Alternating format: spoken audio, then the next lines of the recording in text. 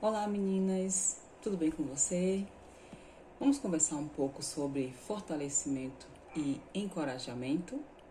Eu me chamo Neia, sou psicanalista, terapeuta e vim aqui para bater um papo com vocês a respeito desse assunto, tá bom? Bem, quando a gente fala sobre encorajamento e fortalecimento, logo o que me vem na mente é o burnout, tá?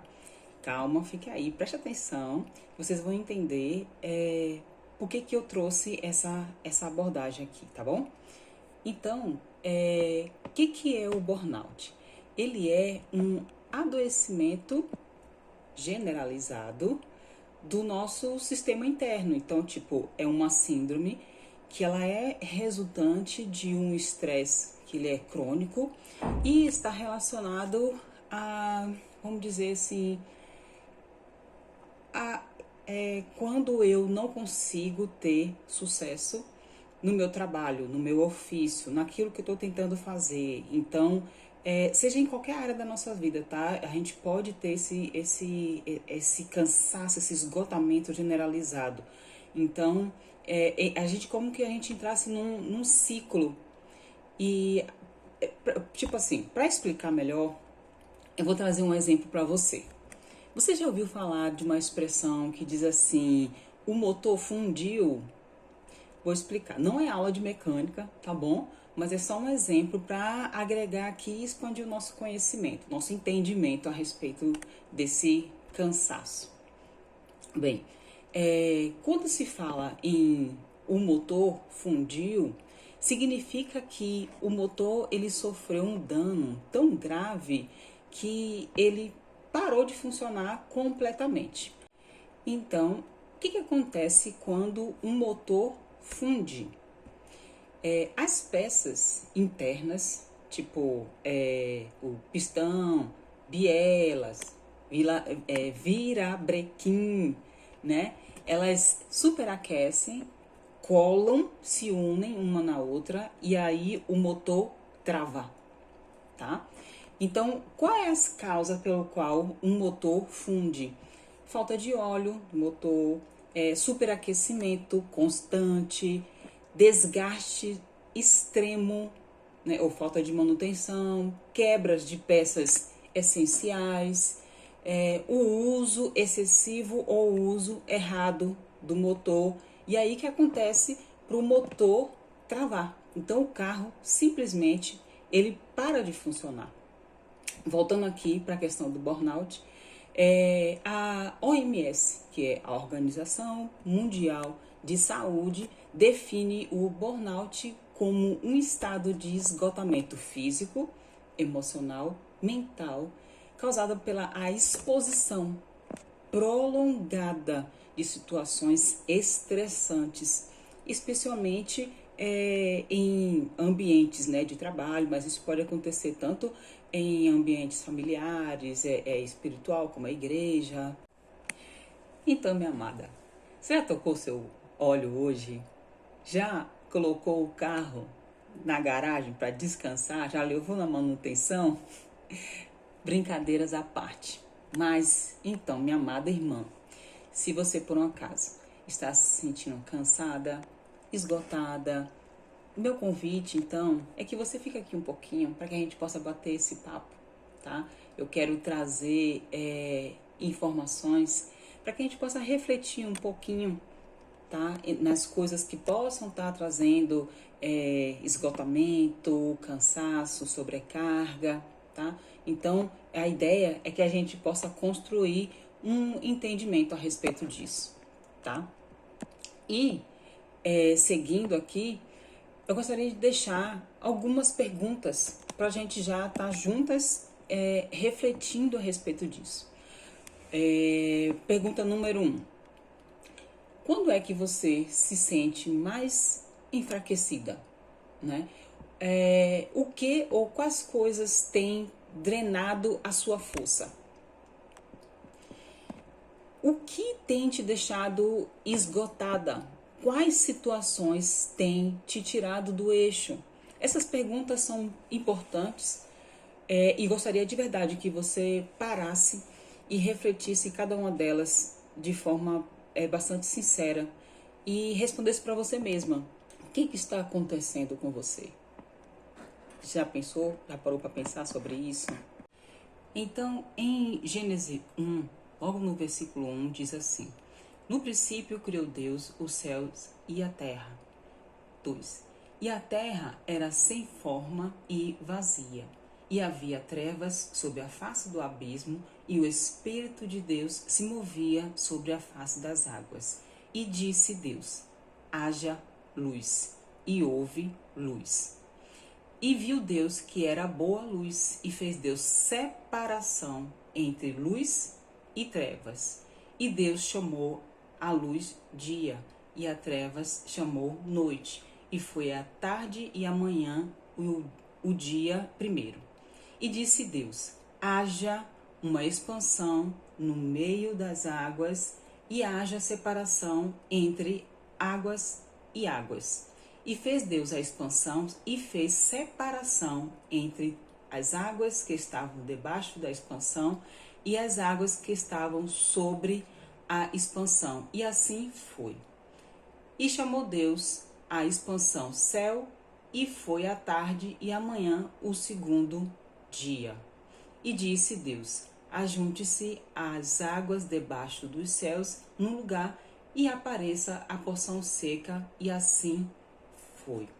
Eu vou dar uma pausa aqui na leitura para que a gente possa colocar alguns pontos naquilo que eu consigo extrair desse trecho como aprendizado. Mas eu aconselho que você pegue depois, no seu momento de meditação, esse capítulo da Bíblia e leia com calma, tá? Porque ele traz ensinamentos muito ricos para a gente. Bem, para começar, no primeiro ponto, no primeiro tópico que eu queria trazer para você, do aprendizado que eu tiro daqui, é que o primeiro passo é eu reconhecer o meu estado, que é o que o Senhor fez aqui, tá? No versículo 2, e a terra era sem forma e vazia. Era assim que era a terra.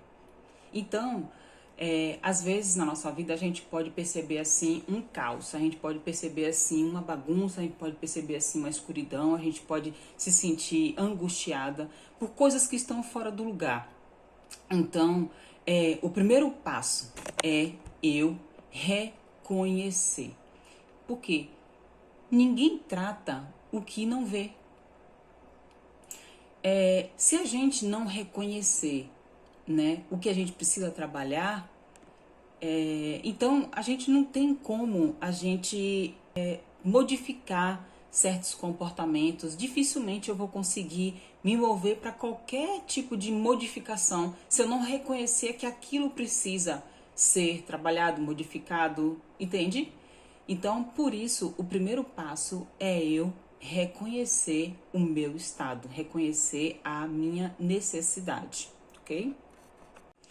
Segundo ponto que eu percebo aqui, nesse trecho, é que depois de reconhecer, Deus colocou luz, né? Então, depois que eu reconheço o meu estado, eu coloco luz. Então, versículo 3 diz assim: e disse Deus, haja luz, e houve luz. Nesse segundo passo, eu preciso fazer, ou seja, como que eu coloco luz na minha situação? Bom, eu preciso fazer uma autoanálise sincera, sem julgamentos, só observar os fatos, observar a minha condição, tá? E dar nomes, tá? Dar nomes ao que eu estou vendo, aquilo que eu estou percebendo. Eu olhar para dentro de mim e nomear o que eu estou sentindo. E para isso eu preciso também usar a palavra de Deus, porque a palavra de Deus, ela ilumina as nossas trevas. A própria Bíblia, ela diz que a palavra de Deus é lâmpada para os nossos pés. Então, a Bíblia a gente sabe que é o nosso manual, tá? E o terceiro passo agora, né? O terceiro tópico, o terceiro aprendizado que eu extraio desse trecho da Bíblia. Em seguida, eu preciso colocar as coisas no seu devido lugar, ou seja, separe as coisas. Então, no versículo 3, Deus disse: haja luz, e no versículo 4, ele faz separação entre luz e trevas. Para separar as coisas em minha vida, nós precisamos identificar o que é meu e o que é do outro, né? Nós, como seres humanos, nós temos uma tendência de projetar a culpa no outro, né? Nós temos a tendência de projetar aquilo que não está dando certo, aquilo que está me prejudicando nas situações, ou foi meu esposo, ou foi a irmã, ou foi meu parente, ou foi meu pai, ou foi minha mãe, ou foi meu filho, né? Nós temos essa tendência de projetar no outro, a gente está sempre colocando para fora, no externo. Então aqui é um convite para que você olhe para dentro, olhe para você, olhe para suas ações, olhe para o que você está fazendo que contribui para esse desgaste, para o que está acontecendo esteja da forma como está, tá? Então é um momento de você olhar para isso. E para você fazer esse exercício, eu gostaria que você colocasse em prática algo que se chama autorresponsabilidade. E isso com bastante honestidade, tá? E depois que você fizer isso, resolva o que precisa ser resolvido, tá? Mas faça isso com sabedoria e com direção de Deus. Bem, até aqui tudo bem? Vou seguir pro ponto número 4.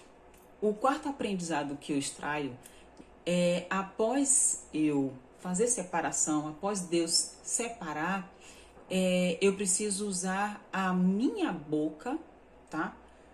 Para fazer ou para trazer à existência aquilo que precisa trazer à existência, aquilo que precisa ocorrer. Então aqui a palavra de Deus, ele fala que Deus chamou a luz dia e as trevas noite, assim foi a tarde. Então Deus disse, haja a expansão. Aí a gente aprende nesse texto aqui com Deus, que ele foi falando, tá? Então as nossas palavras, ela tem muito poder. Até porque a própria Bíblia diz que a vida e a morte está no poder da língua. Então, o mundo espiritual, ele tem essa sensibilidade de reagir àquilo que a gente fala. E tem uma coisa que a gente precisa prestar bastante atenção aqui, que é a questão que a gente comete muito. Um erro que a gente comete muito é tipo, foi brincadeirinha. A gente fala as coisas e a gente fala, foi brincadeirinha. O mundo espiritual, ele não reconhece, ele não considera esse dito de foi de brincadeirinha, tá? Então, a própria Bíblia diz que nós comemos o fruto da nossa língua. Então, é só algo pra gente atentar e a gente ficar, tipo assim, ter bastante temor em relação às nossas palavras. E no tópico número 5, tá? Ponha a mão na massa. Eu não cheguei a ler aqui, porque o capítulo é grande, mas, como eu disse, né, depois, no seu tempo de meditação, pegue esse capítulo, leia e extraia, porque existem muitos outros aprendizados ricos. O que eu trouxe para vocês é só alguns, tá? Então, o tópico número 5 é ponha a mão na massa. Trabalhe em cima desse aprendizado, trabalhe em cima de tudo aquilo que o Senhor está nos ensinando na palavra todos os dias de forma perseverante, sem interromper esse processo. Esses são alguns dos aprendizados que eu gostaria de trazer para vocês. Espero ter colaborado. Hoje é isso que eu gostaria de trazer para você. Anote cada um desses pontos, tá? Faça faça a sua autoanálise respondendo aquelas perguntas que eu te fiz logo no início do nosso bate-papo, tá? E depois nós continuaremos com mais informações, tá bom? Deus abençoe vocês.